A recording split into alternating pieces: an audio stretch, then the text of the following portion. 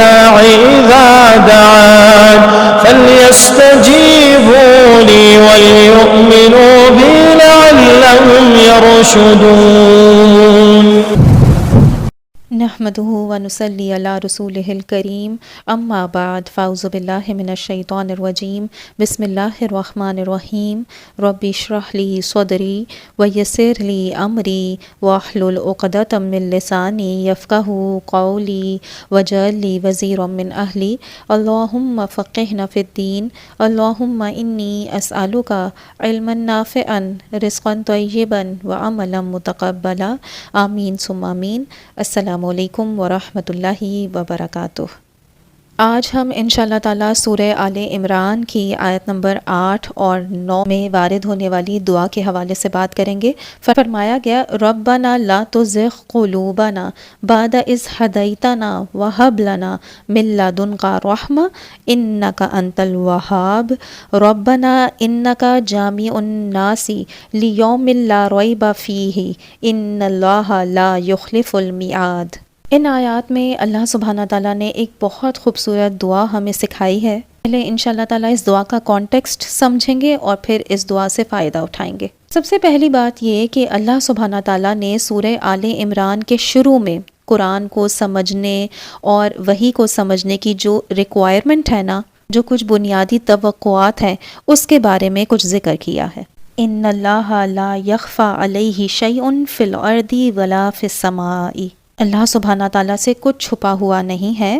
پھر آگے یہ آیت نمبر 5 ہے سورہ آل عمران کی. پھر آیت نمبر 6 میں فرمایا هو الذی یصورکم فی الارحام کیف یشاء لا الہ الا هو العزیز الحکیم.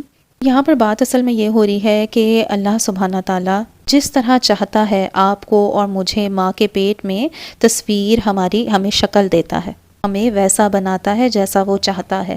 اس کا وحی سے کیا تعلق ہے؟ پہلے تو انسان یہ سمجھ لے کہ اللہ سبحانہ تعالیٰ کے پاس ہر چیز کا علم ہے اور ہر چیز کو جاننے کے باوجود اس نے قرآن کو اس خاص طریقے سے نازل کیا ہے کہ جس میں ہر چیز شامل نہیں کی، یعنی ساری تفاصیل نہیں ڈالی اور کچھ تفاصیل جان بوجھ کر کھل کر بات نہیں کی. اور پھر اس کے بعد اگلی آیت نمبر 7 سورہ آل عمران میں کیا فرمایا هو الذی انزل علیک الکتاب منہ آیات محکمات ہن ام الکتاب، کہ اسی نے آپ پر کتاب نازل کی ہے. رسول اللہ صلی اللہ علیہ وسلم سے کہا جا رہا ہے. اور پھر اس میں آیات ہیں جو محکمات ہیں. محکمات کے معنی کچھ مختلف مفاہیم ہوتے ہیں، لیکن ایک معنی آج آپ سمجھ لیں کہ اس میں ایسی آیات ہیں جس کو آسانی سے سمجھا جا سکتا ہے، یعنی جو بیسک ہیں، ان کے معنی، ان کی تفسیر بہت محکم ہے، بہت پختہ ہے اور اس میں کوئی کنفیوژن نہیں ہے. ہن ام الکتاب، وہ کتاب کی اساس ہیں، ان کو کتاب کی ماں کہا جاتا ہے، یعنی اس کی بنیاد ہیں. اور آیات ہیں جو اتنی واضح نہیں ہیں جنہیں متشابہات کہا جاتا ہے، یعنی اس میں کچھ کنفیوژن ہو سکتی ہے، بات پوری طرح سے واضح نہیں ہوئی ہوتی. اس کی آسان مثال آپ سمجھ لیں الف لام میم، یا پھر 7 آسمان ہو گئے، یا پھر اللہ سبحانہ تعالیٰ کی کرسی ہو گئی، یا پھر اللہ نے انسان کو مٹی سے بنایا تو اب مٹی تو ہر چیز ہے تو روح کیسے ڈالی. اس طرح کی کچھ چیزیں جیسے اللہ سبحانہ تعالیٰ کا عرش، جن کی تفاصیل میں جائیں گے تو فوراً واضح جواب نہیں ملے گا. جیسے علم غیبیات کی باتیں ہیں جس کے بارے میں ہم نہیں پراپر طریقے سے جان سکتے کہ وہ کیا ہیں، کیسی ہیں. جیسے اللہ کا تخت کیسا ہے، اللہ کا ہاتھ کس طرح کا ہے جس کے بارے میں کہا گیا. وہ باتیں ہیں کہ جن کے بارے میں ہمارے جاننے کے امکان نہیں ہے. اور پھر اللہ سبحانہ تعالیٰ نے آیت میں آگے کہا ہے فَأَمَّا الَّذِينَ فِي قُلُوبِهِمْ زَيْغٌ. یہ لفظ اہم ہے کیونکہ یہ آگے دعا میں آئے گا. اور ایسے لوگوں کی بات جن کے دلوں میں زیغ ہے، زیغ ٹیڑھ کو کہتے ہیں. فَيَتَّبِعُونَ مَا تَشَابَهَ مِنْهُ ابْتِغَاءَ الْفِتْنَةِ. تو وہ جو چیزیں کلیئر نہیں ہیں قرآن میں اور جن کو اللہ سبحانہ تعالیٰ نے کھل کر واضح نہیں بتایا ہے، ان کے پیچھے ٹیڑھ میں چلے جاتے ہیں، گویا کوئی فتنہ نکالنے لگتے ہیں، گویا وہ نا انہی آیات کے پیچھے پڑ جاتے ہیں. یہ بات واضح کیوں نہیں ہے، یہ بات کھل کر کیوں نہیں بتائی گئی، اسے ہمیں کیوں نہیں سمجھایا گیا، یہ کیسا کلام ہے.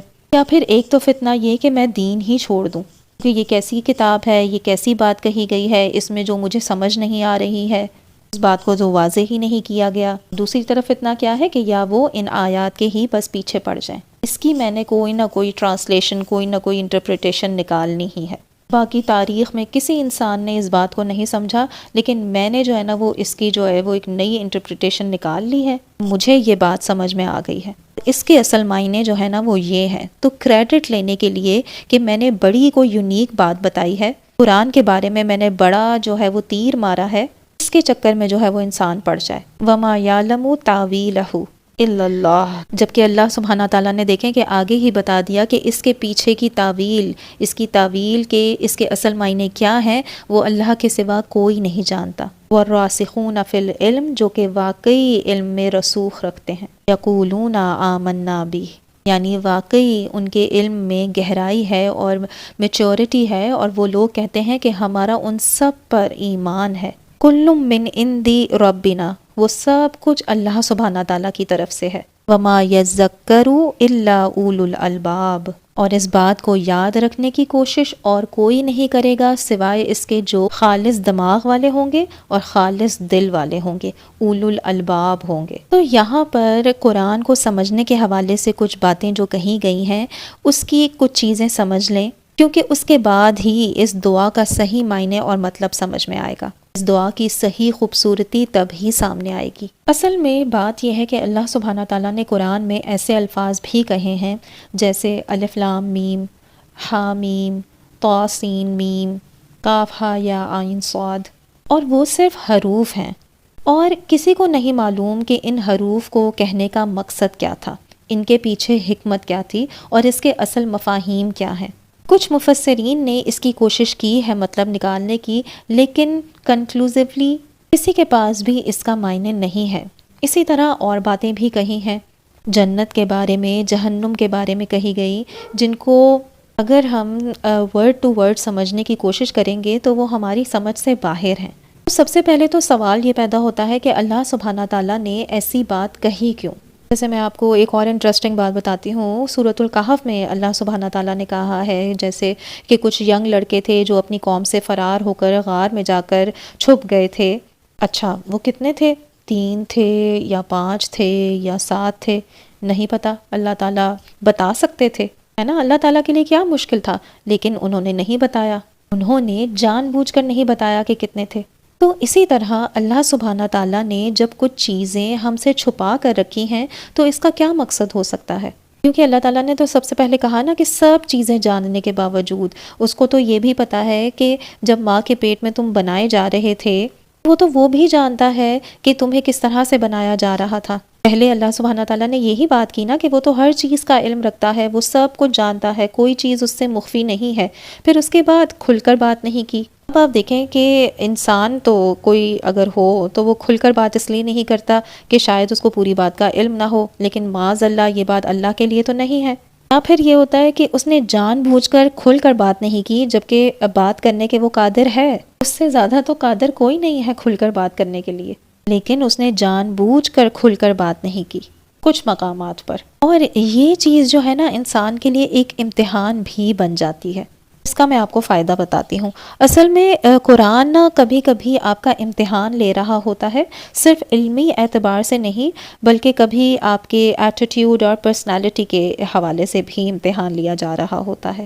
جیسے آپ دیکھیں کہ اگر اللہ سبحانہ تعالیٰ نے شروع میں الف لام میم کہہ دیا تو جس کے دماغ میں ٹیڑھ ہے نا وہ کہے گا کہ میں اس کے بارے میں کوئی نئی تھیری نکال لوں، کیوں؟ تاکہ لوگ مجھ سے امپریس ہو جائیں، بس یہ مجھے پتہ چل گیا ہے اور اس سے پہلے کسی کو نہیں پتہ تھا، یہ راز کسی کو نہیں پتہ تھا، مجھ پر کھل گیا ہے۔ کوئی دوسرا ہوگا تو وہ کہے گا کہ یہ کیسی کتاب ہے، یہ الف لام میم یہ تو لیٹرز ہیں، اس کا کیا معنی ہو سکتا ہے، عجیب طریقے سے یہ کتاب شروع ہوئی ہے، سورۃ البقرہ اور کچھ اور صورتیں، عجیب قسم کا معاملہ ہے بھائی، کہیں پر تکرار ہے تو کہیں پر کچھ باتیں کھل کر نہیں ہو رہی ہیں، اس کا کوئی فائدہ نہیں ہے، یہ تو پرانے زمانے کے اسلوب ہیں، اس میں تو کوئی امپریسو بات نہیں ہے۔ تو یہ اصل میں فتنہ ہے۔ لیکن اگر آپ کا دل اور دماغ یہ بات مان چکا ہے کہ یہ واقعی اللہ کا کلام ہے تو پھر آپ الف لام میم پڑھے ہوں، جیسے ایک اورینٹیشن ہوتی ہے نا جب کالج یونیورسٹی کا پہلا دن ہوتا ہے، شروع میں آپ کو کورس سے اور باقی ماحول سے جو ہے انٹروڈیوس کروایا جاتا ہے۔ اس کورس میں جیسے ٹیچر بتاتا ہے کہ اتنے سیشن ہوں گے، یہ ریکوائرمنٹ ہوں گی، ایک طرح سے کورس آؤٹ لائن اور انٹرو ہوتا ہے۔ یہ کتابیں پڑھنے سے پہلے آپ کو یہ کرنا چاہیے۔ اسی طرح کچھ نفسیاتی چیزیں ہوتی ہیں جو پہلے سے ہونی چاہیے۔ ان میں سے ایک چیز کیا ہے کہ انسان میں تواضع ہو، ہیوملٹی ہو۔ الف لام میم پڑھ کر میرے دماغ میں پہلے آتا ہے کہ یہ تو صرف حروف ہیں، بچے کو حروف آتے ہیں، لیکن اللہ تعالیٰ نے یہ شروع میں حرف ڈال کر میری اوقات مجھے دکھا دی ہے۔ وہ کیا کہ انسان جتنا بھی علم حاصل کر لو تم اس کے معنی نہیں بتا سکتے۔ یعنی سب سے پہلی چیز جو اس کتاب کے سامنے آ کر ماننی پڑے گی وہ یہ ہے کہ تم کچھ نہیں جانتے، اللہ سب جانتا ہے۔ اللہ یعلم وانتم لا تعلمون، یعنی اگر یہ رویہ لے کر تم اس کتاب میں داخل ہوگے تو اس کتاب سے فائدہ اٹھانا تمہارے لیے آسان ہو جائے گا۔ ورنہ کیا ہوگا کہ اللہ سبحانہ تعالیٰ کوئی مثال دے گا تو تم کہو گے کہ اس مثال سے کیا مقصد ہے، اس کا کیا فائدہ ہے۔ یہاں پر اللہ سبحانہ تعالیٰ نے سب سے پہلے یہ بتا دیا کہ جو لوگ واقعی ایمان لاتے ہیں، سوال یہ پیدا ہوتا ہے کہ ایمان لائے کیسے ہیں۔ الراسخون فی العلم یقولون، یہ نہیں کہا کہ جن کا ایمان پکا ہے، یہ کہا کہ جن کا علم پکا ہے۔ تو علم پکے ہونے سے کیا ہوتا ہے؟ یقین پختہ ہو جاتا ہے کہ یہ خدا کا کلام ہی ہو سکتا ہے، اس کے علاوہ کوئی اور پاسبلٹی ہے ہی نہیں۔ تو اس سے ایک موضوع کی طرف اشارہ ہو رہا ہے جس کا نام ہے اعجاز القرآن، یعنی قرآن ایسی کتاب ہے جس نے خود دعویٰ کیا گیا ہے کہ یہ انسان کی ہو ہی نہیں سکتی، انسان کا بنایا ہوا کلام یہ ہے ہی نہیں۔ تو اس کا کیا ثبوت ہے، کیا دلیل ہے اس کی کہ یہ ہو ہی نہیں سکتی، کہ یہ انسان کا کلام ہو ہی نہیں سکتا؟ یہ سوال بہت سے لوگوں کے ذہن میں آتا ہے، کیونکہ جب وہ اس لیول پر آتے ہیں، جیسے کالج یونیورسٹی کے لیول پر ہوتے ہیں، تو وہ اپنے ارد گرد دیکھتے ہیں کہ بہت سے اور بھی مذاہب کے لوگ ہیں، کرسچنز لوگ ہیں جو بائبل پڑھتے ہیں، ہندو ہیں تو ان کی اپنی کتاب ہے، سب اپنے اپنے خداؤں کو مانتے ہیں، اپنی اپنی کتابوں کو پڑھتے ہیں۔ ہم بھی اپنی کتاب کو، اپنے خدا کو مانتے ہیں۔ بس فرق کیا ہوا کہ ہم اس لیے مانتے ہیں کہ میرے ماں باپ مسلمان ہیں، مجھے مسلمان ریز کیا گیا تو میں بھی مسلمان ہوں۔ اس کے ماں باپ ہندو ہیں، انہوں نے اس کو ریز کیا تو وہ ہندو ہے۔ فرق کیا پڑا؟ ہم سب اپنے اپنے آباء و اجداد کا مذہب ہی فالو کر رہے ہیں۔ کیا میجورٹی ہمارے ارد گرد زیادہ مسلمانوں کی ہے اس لیے ہم مسلمان ہیں؟ ایک بہت بڑے عالم اور مفکر ہیں عراق کے، ڈاکٹر فاضل احسان الرائی، انہوں نے یہی بات جو ہے اپنی کتاب میں لکھی ہے، النبوۃ المحمدیہ من الشک الیقین، بڑی عظیم کتاب ہے ان کی۔ شروع میں انہوں نے یہی کہا اپنی جوانی کے زمانے میں، کیونکہ وہ کمیونسٹ ایریا میں رہتے تھے عراق کے، وہ کہتے ہیں کہ اس وقت اذان تو ہوتی تھی، قرآن پڑھا جاتا تھا اور یہ ساری چیزیں تو ہوتی تھیں، تو وہ تھوڑے انٹلیکچوئل قسم کے تھے، تو کہتے تھے کہ اسلام جو ہے اگر میں اس کو مان لوں تو یہ جو عیش، جو مزے ہیں جو میں کالج کے دنوں میں کر سکتا ہوں وہ سارے میرے اوپر حرام ہو جائیں گے، اور جس آزادی سے میں زندگی گزار سکتا ہوں وہ آزادی میری ختم ہو گئی کیونکہ میں نے اسلام کو مان لیا۔ تو میں اپنی زندگی میں یہ مشکلیں ڈالوں کیوں؟ کیا حق بنتا ہے اس مذہب کا کہ وہ اپنے آپ کو میرے اوپر مسلط کرے، امپوز کرے؟ کیوں کروں میں، کیوں مانوں میں نہیں مانتا۔ عربی کا ان کو شغف تھا، عربیت سے ان کو بڑی محبت تھی، تو انہوں نے عربی میں بیچلرز کیا، ماسٹرز کیا، پی ایچ ڈی کی عربی میں، یہاں تک کہ پی ایچ ڈی پروگرام میں پڑھاتے تھے وہ یونیورسٹی آف بغداد میں۔ جب وہ پڑھا رہے تھے تو وہ سارے سال پڑھاتے ہوئے وہ ایتھیسٹ تھے، خدا پر ایمان نہیں رکھتے تھے، کسی الہ کو نہیں مانتے تھے، اور انہوں نے یہ اپنے دماغ میں رکھا ہوا تھا کہ میں نے قرآن پڑھنا ہی نہیں ہے۔ پی ایچ ڈی میں عربی کی شاعری پڑھا رہے ہیں، ادب پڑھا رہے ہیں، لیکن قرآن نہیں پڑھنا اور نہ پڑھانا ہے۔ اندازہ کریں آپ۔ تو ان کا ایک اسٹوڈنٹ تھا، اس نے ان کو چیلنج کیا، اس نے انہیں کہا کہ آپ نے اگر قرآن نہیں پڑھنا تو آپ ایسا کریں کہ اس کی ادبی تنقید کر دیں، یعنی اس کی عربی کی تنقید کر دیں۔ آپ عربی کے ماہر ہیں، آپ قرآن کا مطالعہ کر کے آپ اس کی ادبی تنقید کر دیں، اور وہ جو پورے آپ کو قرآن کے اندر جو خلل نظر آتے ہیں، جو کوتاہیاں نظر آتی ہیں، جو خامیاں نظر آتی ہیں، آپ اس کو تحریر کر دیں۔ تو انہوں نے کہا کہ ٹھیک ہے، میں کر دیتا ہوں۔ پھر انہوں نے قرآن کو ادبی اعتبار سے، دینی نقطہ نظر سے آ کر انہوں نے قرآن نہیں پڑھا، انہوں نے پڑھا قرآن کو اس نیت سے کہ میں اس میں سے غلطیاں نکالوں گا۔ عربی قواعد کی بنیاد پر اور اپنا مطالعہ کرنے کے بعد انہوں نے اپنی پہلی کتاب لکھی، اور اس کتاب کا نام ہے النبوۃ النبیہ من الشک الیقین، محمد صلی اللہ علیہ وسلم کی نبوت، میرا سفر شک سے یقین کی طرف۔ اور اس میں انہوں نے اپنا پورا سفر ریکارڈ کیا ہے کہ میں کہاں ایک ایسا انسان تھا جو اس کتاب کو مانتا ہی نہیں تھا اور کہتا تھا کہ یہ انسان کی گھڑی ہوئی کتاب ہے، اس میں کیا بڑی بات ہے۔ وہاں سے میں کیسے اس مرحلے تک پہنچا کہ یہ ہو ہی نہیں سکتا کہ یہ انسان کا کلام ہو، سبحان اللہ۔ اور اس کے بعد انہوں نے کئی کتابیں لکھیں، بلاغت الکلیمہ اور تعبیر القرآنی، بڑی بڑی عظیم کتابیں لکھی انہوں نے۔ ان کا باقاعدہ ایک شو بھی ہوا کرتا تھا شارجہ ٹیلی ویژن پر، جس میں وہ قرآن کے سوالوں کا جواب دیا کرتے تھے۔ تو ان کی کتابیں پڑھ کر نا انسان یہی محسوس کرتا ہے کہ یہی سوال ہمارے ذہن میں بھی، ہمارے دماغ میں بھی ایک زمانے میں ہوتا ہے۔ میں کیوں یہ احکام مانوں، کیوں اپنے آپ کو پابندیوں میں ڈالوں، کیا ضرورت ہے مجھے کنونس کرنا پڑے گا اس چیز کے لیے، میں صرف اس لیے نہیں مان سکتی کہ میرے ماں باپ مسلمان ہیں تو میں یہ باتیں مان لوں۔ اب دیکھیں کہ یہ باتیں لوگوں کے دماغ میں ہوتی ہیں، ایتھیسٹ یہی تو ہوتے ہیں۔ جب تک آپ اور میں، ہم سب قرآن کی گہرائی میں نہیں اتریں گے، یہ باتیں نہیں سمجھ سکتے۔ اعجاز القرآن پڑھیں، بہت خوبصورت کتاب ہے۔ اس کے بعد نا جب انسان گہرائی میں قرآن کے اتر جاتا ہے نا، اس کو صحیح معنوں میں سمجھ لیتا ہے، تو پھر کوئی بندہ ایسا ہو ہی نہیں سکتا جو یہ بات مان نہ لے کہ قرآن خدا کا کلام ہے۔ وہ نہ پھر اسلام صرف اس لیے قبول نہیں کرتا کہ یہ میرے والدین کا دین ہے، یا میں ایک مسلمان گھرانے سے ہوں، میں بلونگ اس سے کرتا ہوں تو ہی میں مسلمان ہوں۔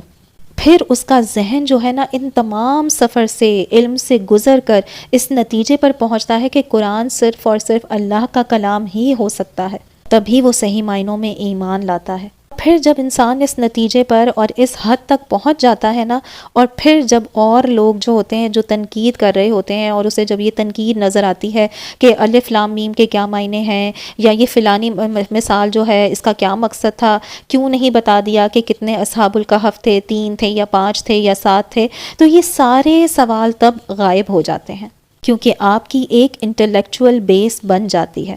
پھر اس میں آپ اس کے بعد ہل نہیں سکتے۔ جب ایک دفعہ بیس بن جائے نا، تو پھر وہ لوگ کہتے ہیں آمنا بھی، ہم تو سب اس پر ایمان لائے ہیں، سب گویا اللہ کی طرف سے ہے، اور اب دل اور دماغ پاک ہو گئے ہیں۔ لیکن اگر آپ اب انٹلیکچولی آ بھی گئے تو اب اگلا مرحلہ آتا ہے، یعنی اگر آپ اس مرحلے تک پہنچ بھی گئے کہ یہ ہے ہی خدا کا کلام، اس کے بعد اس کا مطلب یہ نہیں ہے کہ آپ پاک ہو گئے ہیں، مطلب یہ ہے کہ آپ کا دماغ تو صحیح ہو گیا ہے، دماغ میں تو یہ بات آ گئی ہے کہ یہ خدا کا کلام ہے، ایمان تو پختہ اور پکا ہو گیا ہے، عقلی ایمان پکا ہو گیا ہے، انٹلیکچولی پکا ہو گیا ہے، لیکن دل کا ایمان اور چیز ہوتی ہے۔ دل کا ایمان ایک اور مضمون ہے، اور دل خراب ہو سکتا ہے۔ ذہنی طور پر آپ مسلمان ہو جائیں، میچور ہو جائیں، لیکن دلی طور پر اس میں ٹیڑھ آ سکتا ہے۔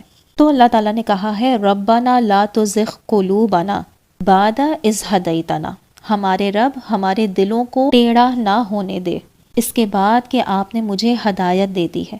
یعنی کہ عقل اگر صاف بھی ہو جائے، عقلی طور پر انسان مان بھی جائے، تو وہ ایمان کا آدھا حصہ ہے، وہ ایک ڈائمنشن ہے، یعنی سکے کی ایک سائیڈ ہے نا، اور دوسری سائیڈ کیا ہے کہ دل کا صاف ہونا، اور وہ کیا ہے؟ آپ کی کمپنی کی وجہ سے، آپ کی پرسنل سچویشنز کی وجہ سے، آپ کے کرائسس کی وجہ سے، یا اپنی ہرس کی وجہ سے، اپنی لالچ کی وجہ سے آپ کے دل میں تاریکیاں آتی جاتی ہیں اور نور کم ہوتا چلا جاتا ہے۔ آپ کے پاس نا علم بھی ہوگا، آپ پورا قرآن یاد کر لیں گے، آپ عربی کے ماہر بن جائیں گے، عالم بن جائیں گے، اس کا مطلب یہ نہیں ہے کہ آپ کا دل محفوظ ہے۔ تو یہاں پر نا اس بات کا اعتراف کیا گیا ہے کہ علم کے بڑھنے سے کوئی گارنٹی نہیں ہے کہ دل صاف ہے، کوئی گارنٹی نہیں ہے کہ دل صاف ہے۔ علم اپنی جگہ اور چیز ہے، دل اپنی جگہ اور چیز ہے۔ جیسے جیسے میں علم میں بڑھتی چلی جاؤں گی، مجھے اس بات کا احساس ہونا چاہیے اس علم کے پڑھنے کا اصل مقصد کیا ہے، وہ یہ کہ میرا دل صاف رہے، یعنی علم کا دل سے تعلق جوڑے رکھنا ہے۔ وہ نا آٹومیٹک نہیں ہے، اس میں ایک مشقت کرنی پڑتی ہے، اور یہ دعا اس کے لیے ہی ہے، ربنا لا تزغ قلوبنا بعد اذ ہدیتنا وہب لنا من لدنک رحمہ انک انت الوہاب۔ کیا فرمایا کہ ہمارے دلوں کو ٹیڑھا نہ ہونے دیں اس کے بعد کہ آپ نے ہمیں ہدایت دے دی، وہب لنا من لدنک رحمہ، اور ہمیں ایک تحفہ دیجیے اپنے خاص خزانوں میں سے، اپنی ایک رحمت کا۔ یہ خاص تحفہ ہے اللہ سبحانہ تعالیٰ کا، اور اس رحمت کے بارے میں بھی نا کئی اشارات ہیں۔ یہ کیا ہو سکتی ہے؟ یعنی اپنے کلام کی حکمت میرے دل پر کھول دے، اس کا اثر جو ہے وہ صرف میری سوچ پر نہ ہو، میری سمجھ پر نہ ہو، میری عقل پر نہ ہو، میری سوچ پر نہ ہو، میری شکل پر نہ ہو، میری شخصیت پر بھی ہو جائے، میرے دل پر بھی اس کا اثر ہو جائے، میرا دل اس کی وجہ سے نرم ہو جائے، جو اللہ تعالیٰ جس چیز کی مجھے نصیحت کر رہا ہے وہ میرے لیے آسان ہو جائے اور مجھے کرنے کا دل چاہے۔ آمین۔ تو یہ جو ہے نا، یہ اللہ سبحانہ تعالیٰ کی طرف سے ایک خاص رحمت ہوگی۔ وَهَبْ لَنَا مِن لَّدُنْكَ رَحْمَةً إِنَّكَ أَنتَ الْوَهَّابُ۔ آپ اکیلے ہی تو ہیں، آپ ہی تو ہیں جو بار بار تحفے دیتے رہتے ہیں، دیتے رہتے ہیں، دیتے رہتے ہیں۔ ربنا انکا جامع الناس لیوم لا ریب فیہ۔ ہمارے رب آپ ہی تو ہیں جو لوگوں کو جمع کرنے والے ہیں، وہ ایک دن جس میں کوئی شک کی گنجائش نہیں۔ ان اللہ لا یخلف المیعاد، بے شک اللہ اپنے وعدے سے پیچھے نہیں جاتا۔ تو یہاں پر جو دعائیں ہم نے کی ہیں نا، اس کا اصل تعلق کس چیز سے ہے؟ جب ہم قرآن پڑھنا شروع کریں گے، جب ہم اپنے علم کو پکا کرنا شروع کریں گے، اس میں کرپشن کا امکان بھی ہوگا، اور اس کرپشن کے امکان سے بچنے کے لیے بار بار بار بار اپنے رب سے مانگیں گے، ربنا لا تزغ قلوبنا بعد اذ ہدیتنا وہب لنا من لدنک رحمہ انک انت الوہاب۔ اور پھر ہمیں یاد رہے گا کہ علم میں جتنا بھی آگے چلے جائیں، جتنا بھی پیچھے چلے جائیں، ایک دن سارے لوگ جمع ہوں گے اور کوئی سٹیٹس نہیں ہوگا، کوئی اونچ نیچ نہیں ہوگی، سب برابر کھڑے ہوں گے۔ اللہ سبحانہ تعالیٰ ہمیں اس دن کی تیاری کی توفیق دے اور ہماری دعاؤں کو قبول کرے اور ہمارے دلوں کو ٹیڑھا ہونے سے بچائے۔ اگر ٹیڑھا ہو بھی جائے تو اسے دوبارہ سیدھا کر دے۔ آمین ثم آمین۔ ربنا لا تزغ قلوبنا بعد اذ ہدیتنا وہب لنا من لدنک رحمہ انک انت الوہاب۔ سبحانک اللہم وبحمدک نشہد ان لا الہ الا انت نستغفرک ونتوب الیک۔ سبحان ربک رب العزۃ عما یصفون وسلام علی المرسلین والحمد للہ رب العالمین۔ آمین ثم آمین۔ السلام علیکم ورحمۃ اللہ وبرکاتہ۔